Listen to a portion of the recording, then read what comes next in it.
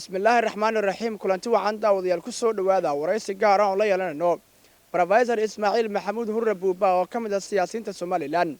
ugu horeyn Professor soo dhawow waan soo dhawahay aadan soo dhawahay ugu horeyn Professor waxaad nooga warantaa taariikh nololeedkaagii aniga waxay la tahay in dadku ma laha wada garanayaan oo Hargeysa ku dhashay hadilmay laakiin yaraanteedina hawd baan ku koray awaar agteeda meel sugumaha la yiraahdo laakiin anigoo yar baa hadilmay boorama la geeyo halkaasaan iskuulka oo dhan hadilmay baxaha aan ku dhameystay kulkii aan hadilmay iskuulka dhameystay macallin baan noqday waxoogaa dabeedna hadilmay Mareykan baa kulkiiba tagay Mareykan hadilmay waxaan ka soo qaatay shahaadadii hore jaamiciga ahayd waxaan ku soo noqday la foolaa hadilmay aan ku soo noqday haddana kolood baan Mareykan ku noqdo shahaadadii labaad baan ka soo qaatay kulkii aan hadilmay soo noqdan waxoogaa joogayna dawladii hadilmay militariga ayaa wadanka qabsatay waxaan ka ahaa dadkii hadilmay maxaa kulka hore uga baxay wadanka waxaan ku noqday haddana Mareykan kol saddexaad sidaasaan hadilmay maxaa jaamacada halka ka dhigi jiray darashada hadilmay shahaadadeedii saddexaadna hadilmay maxaa u diyaar garoobay anigoo arrimaha hadilmay ku dhex jira ayaan Qaahiro kulkii dambe imid hadilmay maxaa jaamacada Carabta ayaan ka shaqeeyo waxaan ahaa dadkii ugu horeeyay jaamacada hadilmay maxaa Carabta ka shaqeeya kulkii dambana waxaan hadilmay maxaa kulkii dambana hadilmay jaamacada Carabta waxoogaa ka shaqeeyayna waxaan qabtay hadilmay xagga Sacuudiga jaamacada Malka Cabdilcasiis baan hadilmay ka dhigay hadilmay maxaa waxa yimid waqtigii SLMta qabanqaabadeedii lagu jiray waan ka wareegay hadilmay jaamacadii waxaan hadilmay u wareegay dhinaca hadilmay ganacsiga iyo hadilmay maxaa ayaan muddo dheer iyo hadilmay qabanqaabadii hadilmay SLM ilaa intii hadilmay wadanka la soo galay 1990kii Hargeysa mid waxaan ahaa wasiirkii hadilmay maxaa dawladda Cabdiraxmaan Axmed Cali Cabdiraxmaan Tuur ayaan ahaa wasiirka hadilmay maaliyadda halkan hadilmay waxoogaa joogay dabeedna hadilmay maxaa waqtigii baa naga dhamaaday labadii sanadood ka hor ku soo talagalay anu halkaasaan hadilmay maxaa kulkaas hadilmay intii dambe siyaasadda ayuuman hadilmay ku jiray waxaan ila tahay dadku aad buu la socday inta dambe siyaasadda ku jiray ugu horeyn Professor su'aasha ugu horeysan ku weydiinay waxa weeyaan doorashooyinkii xigay ee dalka ka dhacay ma kula tahay inay Soomaaliland guud u tahay waliba doorashadii isku sidkayn golaha wakiilada iyo golayaasha deegaanka ee qabsoontay sanadkan bishiisii May waa hadilmay maxaa horumar siyaasadeed oo ballaaran bay u tahay laakiin siyaaninu ilaawin hadilmay maxaa waa doorashadii labaad ee hadilmay maxaa baarlamaanka hadilmay loo sameeyo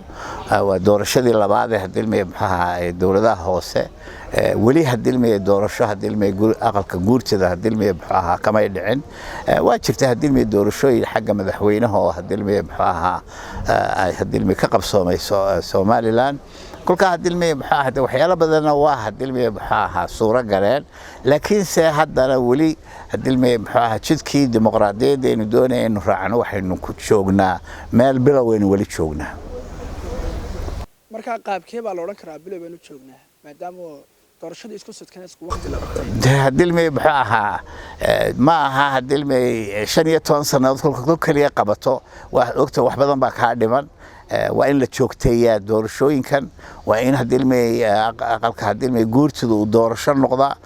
madaxweynaha hadilmay kulka waqtigiisa iyo siday kolbaba caada inoo tahay hadilmay maxaa hal la kordhiyadan hadilmay maxaa socda waa inay istaagtaa waa inay noqdaan hadilmay maxaa dhaqanka hadilmay maxaa dimuqraadiyadda isbeddelka hadilmay iyo hadilmay qoriisu dhiibidda hadilmay maxaa hawlaha wadanka hadilmay maamulkiisa khaasatan hadilmay dhinaca baarlamaanka dhinaca madaxtooyada intaba hadilmay in hadilmay maxaa ay noqotaa wax joogtaysan oo waqtigooda dhaafin oo la wada ogsoon yahay kulka hadilmay maxaa laakiin say imika sida ogsoon tahay wali waxaynu ku jiraa hadilmay maxaa kordhin iyo hadilmay maxaa may wali mayno hadilmay noomay dhamaan hadilmay dhaqankii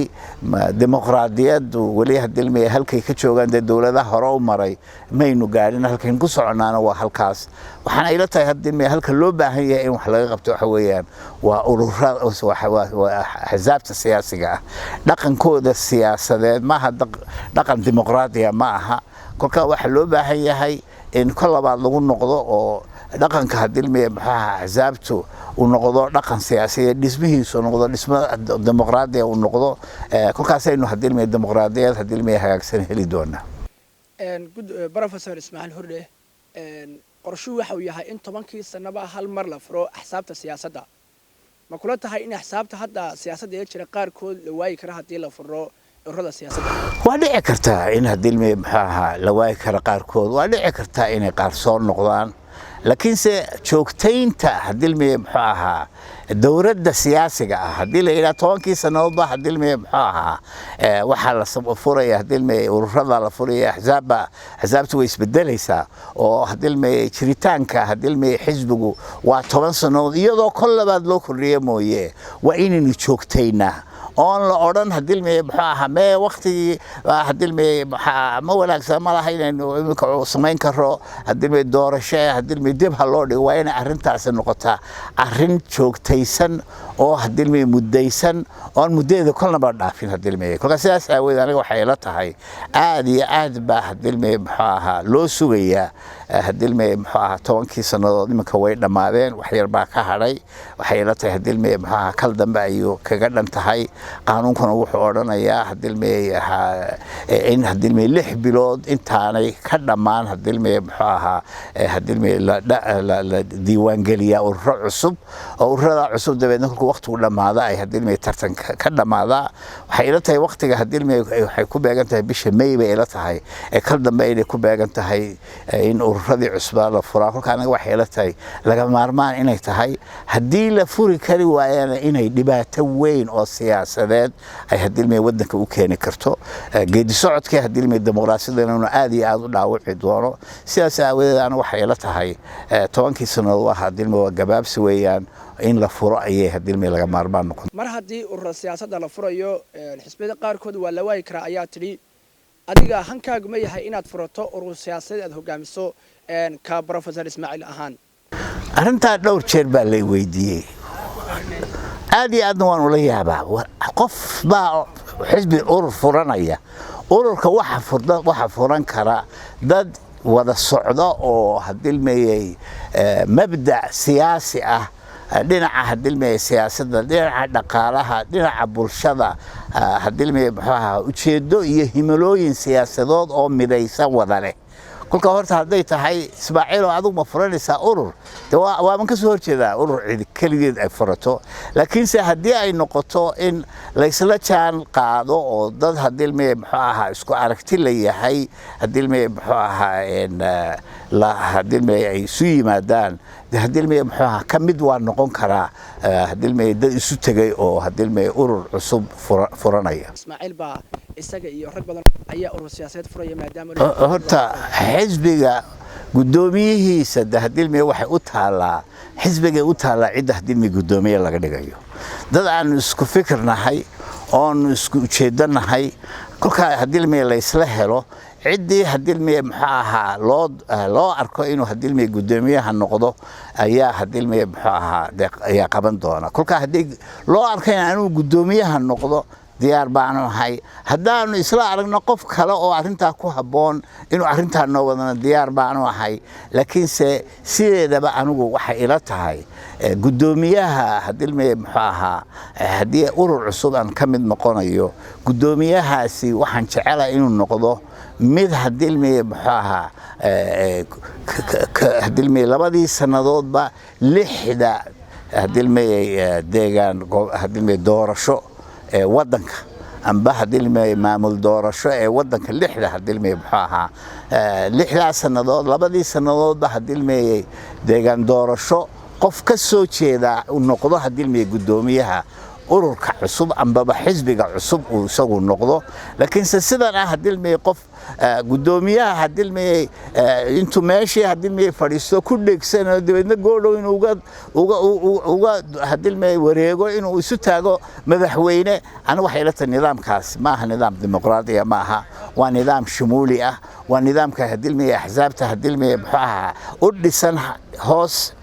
sara hoos hadilmee dhismadeedu yahay aan baac lahayn hadilmee maxaa ururadaas hadilmee maxaa gudoomiyuhu hadilmee hadilmay muxuu ahaa ururku hadiyo gooraale u taagan yahay inuu noqdo hadilmay darashada ugu siyaasadeed u taagan laakiin anigu waxaan u arkaa gudoomiyuhuba inaanu ahayn qof isu taagi kara hadilmay muxuu ahaa madaxweynaha kolka hadilmay nidaam runtii ka duwan nidaamka maanta hadilmay muxuu ahaa xasaabteenu hadilmay u shaqeeyeen ay u dhisan yihiin oo aan u arkay inaanay hadilmay nidaam dimuqraadi ahayn ayaan jecelahay inaan hadilmay muxuu ahaa ururka aanu isugu nimaadnaa iyo dadkanu isula nimaadnaa fikirka uu noqdo urur hadilmay dimuqraadi ah oo hadilmay ay dhismihiisu aanu ahayn chairman iyo wax kastaba hadilmay madaxa kaga fadhiya iyo wax ka wada hooseeya noqda dad siman oo hadilmay deegaan doorashooyinka kala duwan hadilmay mid walba ay leedahay dhismaheedii ilaa tuulayaasha ay u samaysan tahay oo hadilmay xisbigu u noqdo dad isu yimid oo fikir wada wadaagaya arrin kalena hadilmay muhiim bay hadilmay anaga ila tahay waxa hadilmay imika kolkii doorashadii noogu dambeysay aad iyo aad waxa u muuqday in beesha harti waqooyi aanay hadilmay muxuu ahaa khaas imika kuma jirto hadil warsan gali kuma jiro hadilmay baarlamaanka kuma jiro hadilmay dhulbahantana hadilmay inta ka soo gashay iyo dhulbahanta baaxad u leeyahay wax isla ma aha kolka hadilmay muxuu ahaa anigu arrinta hadilmay muxuu ahaa urur anbaba hadilmay xisbiga aan jeclaanahay inaan ka mid noqdo mid loo wada dhan yahay oo hadilmay muxuu ahaa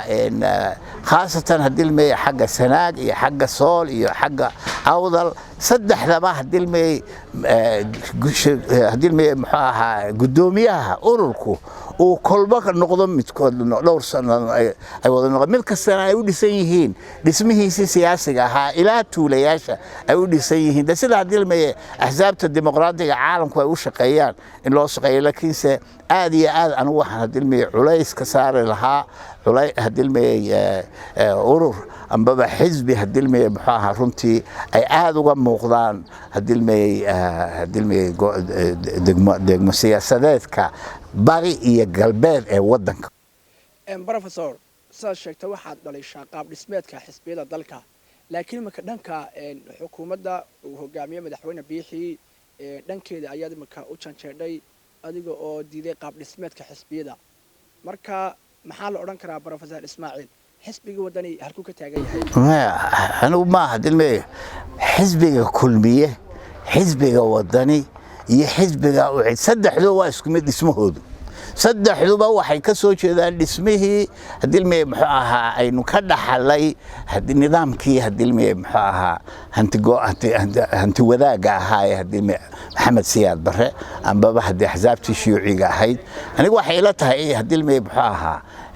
uma arko hadilmay waxan hadilmay kulmiye kuma arko wax ka duwan oo hadilmay muxuu ahaa dimuqraadiyadii iyo wada lahaanshaha hadilmay muxuu ahaa siyaasadda hadilmay ka muuqdo oo aan ka hadilmay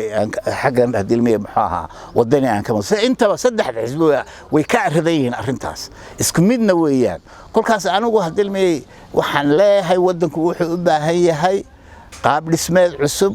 ururo amba axsaab siyaasadeed oo qaab dhismeed hadilmay dimuqraadiya leh oo hadilmay muxuu ahaa laga guuro qaab dhismeedyadan hadilmay hanti wadaaga ee aad moodo inay hadilmay waxa inoo horseedayaan ba ay tahay xukun hadilmay tigtigan oo hadilmay ku dhisan hadilmay muxuu ahaa qof hadilmay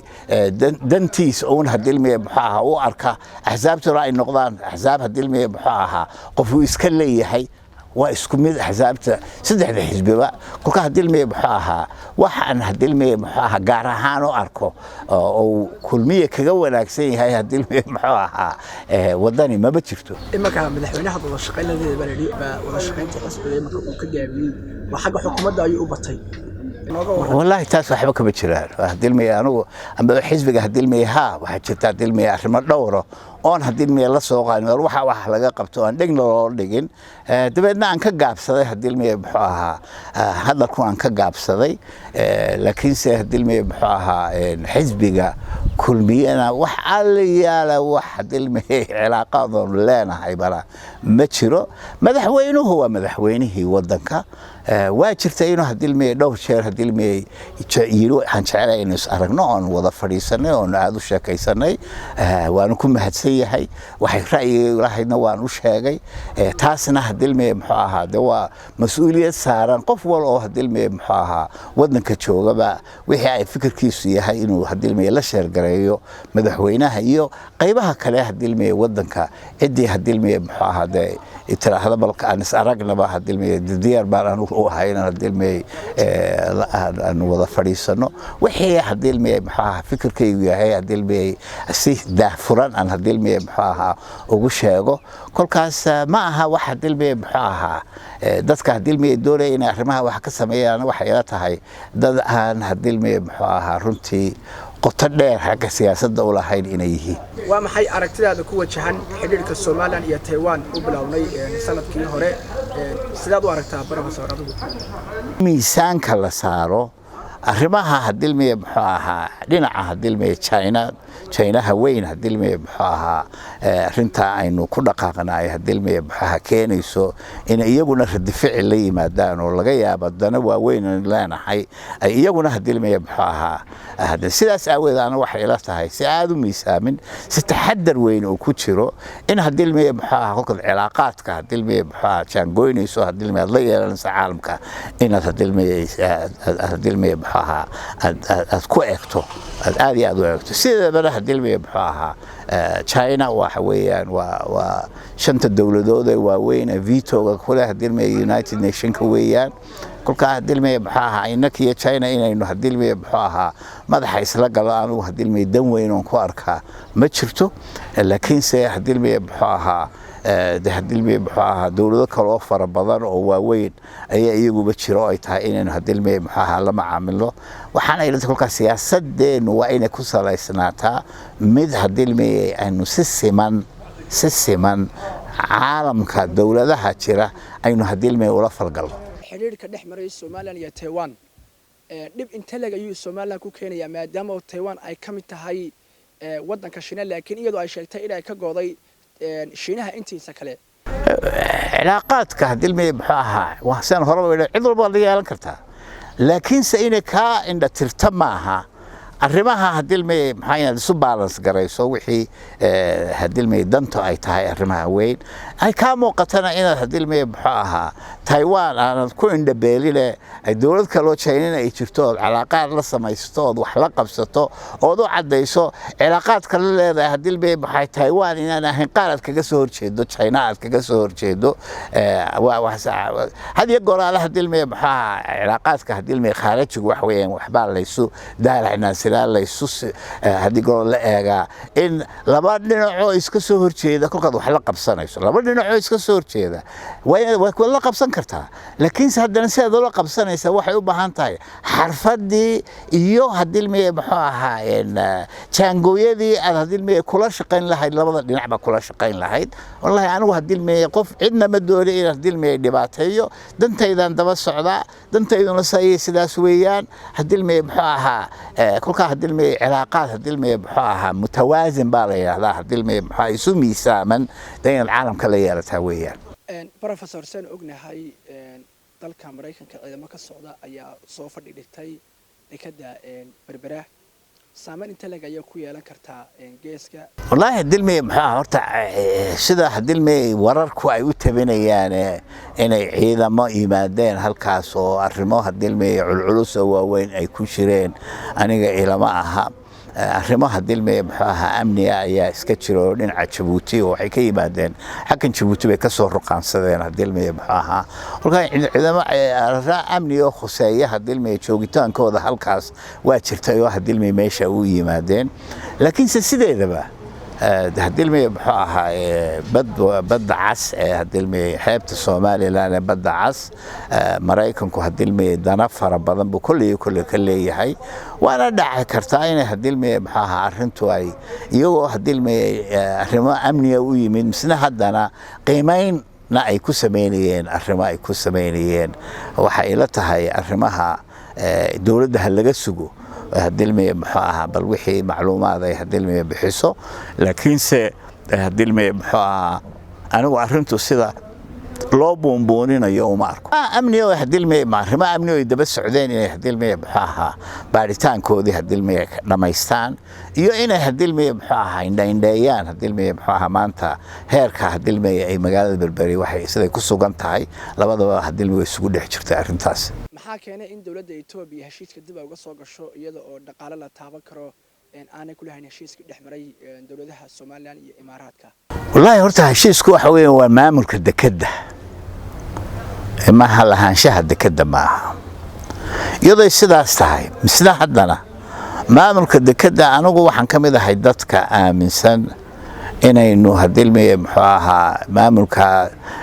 lahaanshihiisa inagu aynu 51 yeelano afar iyo hadilmay 49 cidda kale loo qaybiyo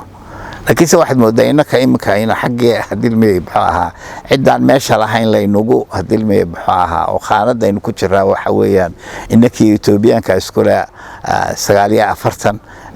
hadilmay DP World waxay leedahay 51 arrimahaas hadilmay muxuu ahaa saddex furaana hadilmay weyn ognahay oo umay dhicin ana waxaan filayaa hadilmay dawladdan maanta jirta iyo baarlamankan cusub kulli arrimaha in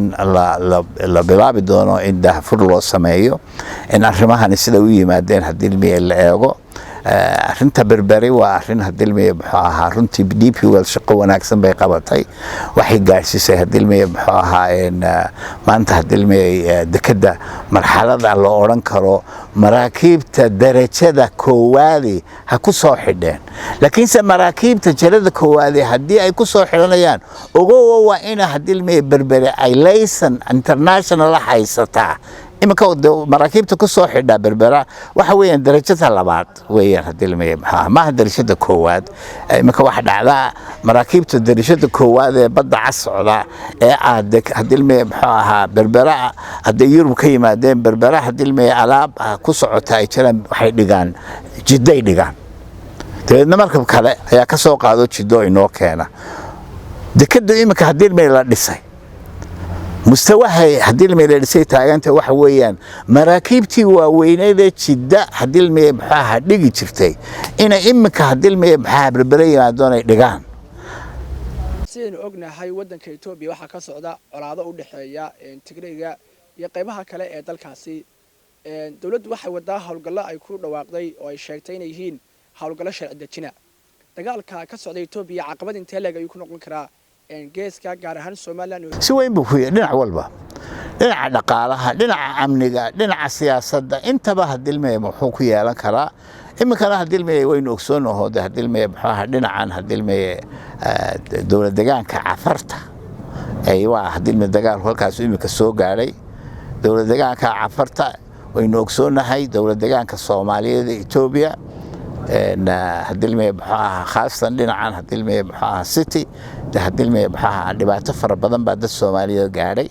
tareenka hadilmay ka yimaada Djibouti ee sabab taga waa ku dhowdahay mashaakilku ay ku dhow yihiin arintaas haday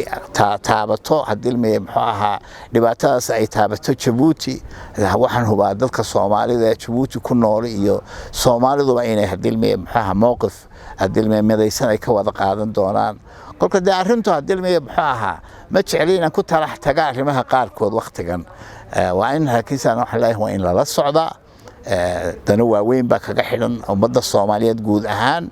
dana waaweyn baa kaga xidhan Somaliland dana waaweyn baa kaga xidhan Djibouti dana waaweyn baa kaga xidhan hadilmay maxaa hadilmay maxaa dawlad deegaanada hadilmay qoomiyadaha kale ee jaarkeena maxaa sabab u ah inuu istaago wada hadalkii u dhaxeeyay Soomaaliland iyo Soomaaliya mowqifka maanta ay Soomaaliya ku jirto hadilmay maxaa iyadii baa hadilmay madaxa iskula jirto cid kale ila hadli kartaaba horta ma jiro waana hadilmay ayaan daro sida hadilmay siyaasadda maanta ka taagan hadilmay maxaa Soomaaliya hadilmay doorasho la kari la yahay in la qabto maalinba hadilmay maxaa arinta culus ee ballaaran ee Soomaaliya ka dhacdayna waxa weeyaan hadilmay dawlad goboleedyada la hadilmay maxaa maanta aad moodo inay hadilmay 5 dawlad goboleed oo koonfuri inay mid walba u dhaqmayso sidii dawlad tahay dabeedna 5 dowladood oo Soomaali ah waxaad moodaa inay hadilmay Soomaali ka kaaftantay shantii Soomaaliyeed awal aynu ka hadli jiray shanta Soomaaliyeed la oran jiray la isu geeyo waxaad moodaa iminka 5 dowladood ee koonfureed inay qaadeen iminka koonfuro waxa haysata in Soomaali ka maqan bayna jirin madaxana way isku la jirtaa walka iyadoo isaas tahay dawa adag tahay in hadilmay Somaliland iyo Soomaaliya ay wada hadlaan xaqan Somaliland ku dhigeeda hadilmay doorashooyin baa hadilmay socday laakiin aniga waxa ila tahay in hadilmay muxuu ahaa imka arinta marbaraynu ka hadlaynay oo hadilmay muxuu ahaa maraakiibta weyn darajada koowaad ah ay u baahan yihiin shahaadad wadanku inuu sovereign entity u yahay international community ay saa aqoonsan tahay ayay soo galbeelahaas ay soo galaan hadilmay muxuu ahaa caqabad ka imanaysa imka hadilmay ma sida Soomaaliya tahay iyo cilaaqaadka Soomaaliland iyo Soomaaliya arintaas caqabad bay gelin karaan marka aniga waxa ila tahay hadilmay muxuu ahaa si degdega kolkay hadilmay muxuu ahaa arintan uga dhamaato koonfurta in hadilmay dhinaca Soomaaliland iyo Soomaaliya aadi hadilmay muxuu ahaa loo wada fadhiisto arinta hadilmay muxuu ahaa sovereignty-ga waxa weeyaan sovereignty-gu deegaan siyaasadeed sharciyeysan oo caalamku sharciyada ogol yahay Soomaaliland waa deegaan siyaasadeed laakiin sharcigi waxa ka maqan waayo kolkii ay ikhtisaarka qaadatay iyadoo deegaan siyaasadeed sharciyeysan ah ayay ku biirsay koonfur oo deegaan siyaasadeed sharciyeysan ah labadii baa sharciyadoodii dabeedna isku xidhmeen marka waxa soo jeedin lahayd in degdeg loo bilaabo wada hadalkii imika madaxa la isku la jira kolka caalamku hadilmay ka fikirayo berbera shahaadada la siinayo ambaba airspace keena dawladaha maraya shahaadada ay waxay amarkay ku marayaan iyo cid wax ka qaadanayaan arrimahaasi waxay ku xiran tahay caalamku sidoo hadilmay muxuu ahaa oo u dhisan yahay caalamkuna wuxuu ka dhisan yahay deegaan siyaasadeed sharciyeysan dawladdu waxa weeyaan waa deegaan siyaasadeed sharciyeysan kolkaynu isticmaalka hadilmayna haysan waxaynu deegaan siyaasadeed sharciyeysan ku ahayn dawladdii isticmaalkeena haysatay kolkaynu istiqaalkii qaadanayna waxaynu noqonay dawlad siyaasadeed sharciyeysan oo sharciyad caalami oo United Nations-ka ay ka haysato ayaynu hadilmay ahayn marka arintan imika hadilmay Soomaaliya sida siyaasadeedu u murugsan tahay waxay hadilmay hor taagan tahay arrimo badan oo dhaqaalaha kobcin lahaa oo Soomaaliland anu saas aawadeed in arinta ugu horeysa la abaaraan uu soo jeedin lahaa hadilmay muxuu ahaa sharciyadii caalamiga ahayd ee aynu wada lahayn sidii si degdega amba la wada haashii loogu noqon lahaa amba si wanaagsan hadilmay sharciyeyn dawladeed labada dhinacba hadilmay taagan la soo noqon lahaa arintaasina ma imanayso iyadoo dhinac kaliya uu yiraahdo aniga saas yeelay kolkaas waxa loo baahnaanayaa intay waxaan inaga dhamaanayaan deegaan hadilmay siyaasadeed sharciyadii deegaan siyaasadeedka hadilmay muxuu ahaa deegaan siyaasadeedka sharciyadiisii caalamiga ahayd in degdeg looga wada hadlo oo wixii hadilmay ku xidhan sharciyada deegaan siyaasadeedka caalamiga ah ee sovereignty-ga la yiraahdo si siman bal inta hadilmay ay kala tag amba wada joog la soo dhamaynayo si siman horta loo wada isticmaalo oo ku noqon Soomaaliland kolkaas caqabad horumarkii ay u baahnayd ani arintan hadilmay laana Soomaaliya oo maanta madaxa isku la jirta de loo hadilmay xidhnaan kari maayo hadilmay muxuu ahaa kolka arrimahan waxa loo baahan yahay in si degdeg ah أنا واحد لا تهاي كل هدلمي هدلمي بحها انتخابات كان هدلمي كالصعدة كونفورت أي هدلمي بحها دمالان وأبي أذكرها إمك هدلمي سبي مروكسين الرموية لكن عالم كالصومالي الآن إن أرنتاس كو هدلمي براجسو oo hadilmay baxaa si wanaagsan oo degan loo dhaxgalo ayaa hadilmay loo baahan yahay laakiin se hadilmay aan ku jiid gamcadalis ayaa hadmisay arintu tahay sidaas aawada hadilmay arrimaha Soomaaliya ka socda waa arrimo khuseeya somalilan dhinacyo fara badan waayo sharciyaddii aynu wada lahayn iyadoo kolkii hore mid walba ay lahayd sharciyad dowlad deegaan siyaasadeedkii somalilan iyo deegaan siyaaskii soomaaliya midba sharciyaddii ay lahayd waa kuwii isku darsaday waxaa loo baahan yahay kollaba sidii loo fardaamin lahaa arrinta muxuu ahaa deegaan siyaasadeedka sharciyaddiisii sidii bal intii hadilmeye wax hagaagayaan aanay hadilmeye maxaa iman in hadilmeye muxuu ahaa arrimaha dhaqaalaha arrimaha hadilmeye muxuu ahaa horumarka aanay hadilmeye caqabad ku samayn amba Soomaaliland ha noqoto amba Soomaaliya xagga Soomaaliya kuma haysa laakiin dhinaca Soomaaliland bay arrintaasi dhibaato ku haysa marka taas sidii ayaa looga bixi karaa wada hadal bay laga bixi karaa oo hadilmey muxuu ahaa caalamkuna uu hadilmey si wanaagsan markaati isaguna uu ku dhex jiro hadilmey muxuu ahaa marka waxa la yiraahdaa hadilmey OAU-da arrintaas hadilmey muxuu ahaa inay ka dhamaato laakiin se arrintu waxay u baahan tahay Soomaaliland inay soo qadinto si habaysan oo hadilmey muxuu ahaa deegaan siyaasadeedka sharciyadiisa caalamiga ku salaysan oo inta muddadan hadilmey muxuu ahaa meelun loo kala dhacayo yaana hadilmey muxuu ahaa horumarkii hadilmey Soomaaliland aanu istaagin waxaan ila tahay horena waa loo soo wada qaaday laakiin se arrimaha hadilmey ka taagan Soomaaliya waxa weeyaan arrimo runtii murugsan imika horumarkii hadilmey siyaasadeed aad iyo aad u dhaawacaya dawlad deegaanyo dawlad goboleedyo hadilmey u dhaqmaya sidii mid kastaba dawlad madax bannaan ay tahay oo hadilmey muxuu ahaa baarlamaanka imika shaqadii uu qaban lahaaba aad moodo in dawlad goboleedyadii la wareegeen dawladnimadii dawlad goboleedyada ay la wareegeen 5 dawladood oo hadilmey muxuu ahaa wada hadlaya ayaad moodaa ku kaleysu yimaado hadilmey muxuu ahaa xamar waxa ka socda waatan imikadan buu ka socda shirkad socda 5 hadilmey dawlad goboleed iyo dawladii dhexe waxaan moodaa hadilmey mid walba in iyadu siday doonayso ugu takrifasho hadilmey muxuu ahaa doorashooyinka socda wasaaradda arrimaha dibadda Soomaaliland door intee leeg ayay ku leedahay arrinta wada hadalka door weyn bay ku leedahay iyada hadilmey galwadeenka iyaday tahay inay hadilmey arrimahan qoondayso iyaday tahay hadilmey muxuu ahaa sovereignty-ga hadilmey muxuu ahaa 60kii hadilmey muxuu ahaa labada qowal ay isku darsadeen act of union-kii hadilmey muxuu ahaa lagu midoobay hadilmey qodobadii lagu midoobay Soomaaliland hadilmey maanta way ka talaabsatay Soomaaliyana way ka talaabsatay arrimo badan baa halka uga furan inay hadilmey iyadoo cuskanaysa hadilmey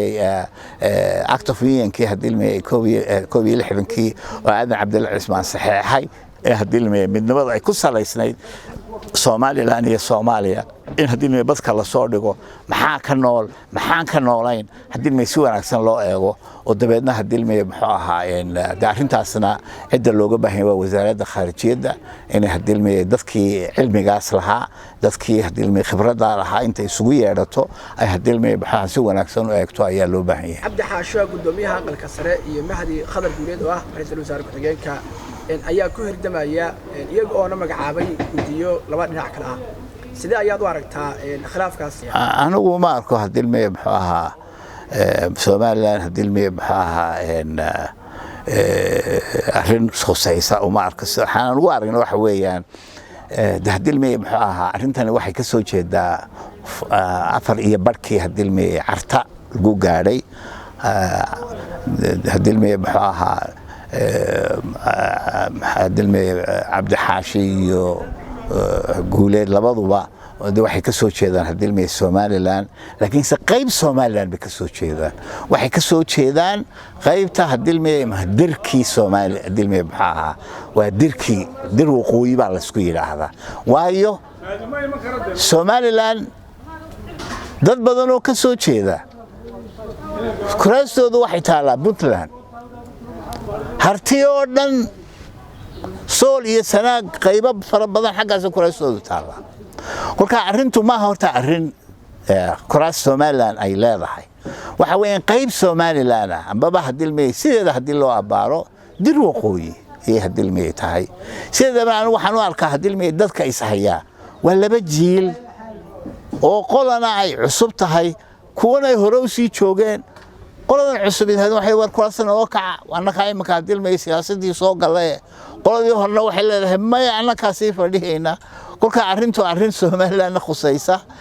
hadii waa arrin jiili khusayay aniga ila tahay labada hadilmay baxaha mas'uuliyad labada soo qaaday labada waan qaana wax hadilmay baxaha aan aad u ixtiraamo laakiin se waxa la isku hayaa maaha arrin Soomaaliland khusayay waxa weeyaan dir waqooyi arrin khusaysa arrinta cidii la furdaamin lahayna de waxa weeyaan beesha dir ee kale inay hadilmay baxaha oo la tagaan kolkaas hadilmay baxaha hadii la doonayo kuraasta Soomaaliland sideeda in loo abaaro kuraasta dir waqooyi iyo hadilmay baxaha sool iyo sanaag baharti waqooyi iyo dir waqooyi iyo Soomaaliland isku ah kuraastu damaha kuwaas waa qayb kolka arrinta hadilmay baxaha sideedana magaca loo bixiyana waa khalad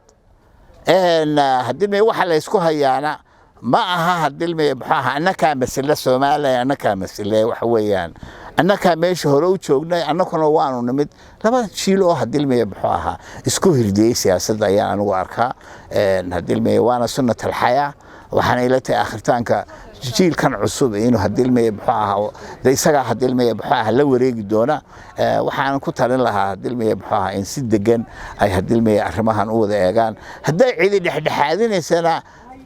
هديل مي بحاها بيش يدير ورنبا وذا شوكتي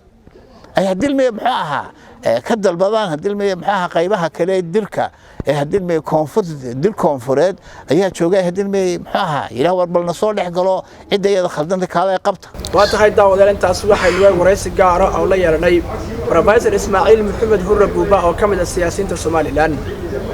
بروفيسور هذا المحاسنة هذا قاعد مضر